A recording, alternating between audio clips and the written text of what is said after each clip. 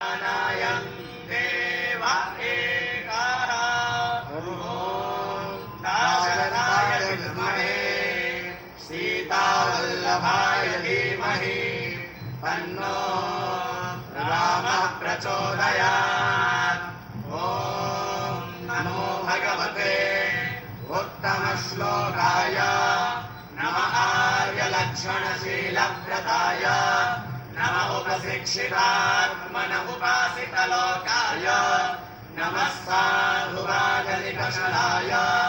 नमो ब्रह्मण्यदेवाय महापुरुषाय महाराजाय नमः। श्रीमद्भगवच्छरणचञ्चली मुमुक्षुरुपासकाभिमतानुरूप गुणविभवैश्वर्यशीलाद्यनवधिः अतिशय असंख्य कल्याण गुणगणम् अप्रमेय कृपारत्नाकरम् भगवन्तम् श्रीरामचन्द्रम् शरणमहम् प्रपद्ये। ॐ अप्रमेय कृपारत्नाकराय भगवते श्रीरामचन्द्राय नमः। चरणकमलेषु मन्त्रपुष्पाञ्जलिं समर्पयामि नमस्करोमि।